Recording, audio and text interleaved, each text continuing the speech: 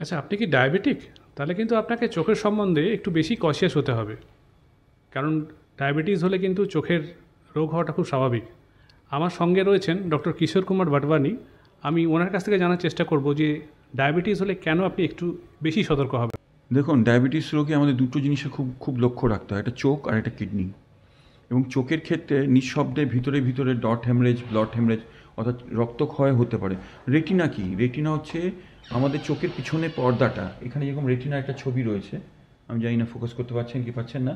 এই পিছনে পর্দা দিয়ে কিন্তু আমরা সব দেখি, অর্থাৎ যে আলোটা আমার চোখের মধ্যে ঢুকছে সেটা আমার ব্রেনে যাওয়ার পথে এই রেটিনা হয়েই যায় কিন্তু।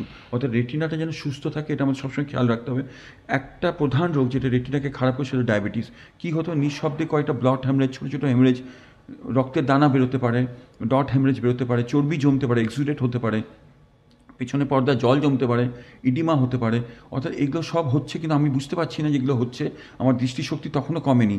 এবার যখন হঠাৎ করে বেশি করে রক্তক্ষরণ হচ্ছে, হ্যামরেজ হচ্ছে, বা পিছনে ঠিক মাঝখানে যেখান থেকে আমরা দেখি সেখানে যদি কোনো জল জমে, ম্যাকুলার ইডিমা যদি হয়, তখন আমি ডাক্তারের কাছে গিয়ে বলছি আমার কি হয়েছে, হঠাৎ একটা কুয়াশার মতন হয়ে গেছে, এই হয়ে গেছে। তখন কিন্তু একটা অদ্ভুতভাবে ওটাকে ফিরিয়ে আনা খুব মুশকিল হয়ে যায় তখন। সেই জন্য আমি সবসময় এটা রিকোয়েস্ট করবো না, এটা কম্পালসারি।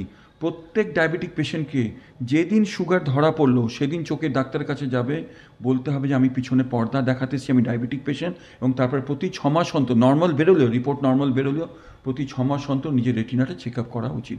তাতে আর জীবনভর তাহলে জিনিসটাকে কন্ট্রোলে রাখা যায় আর কি।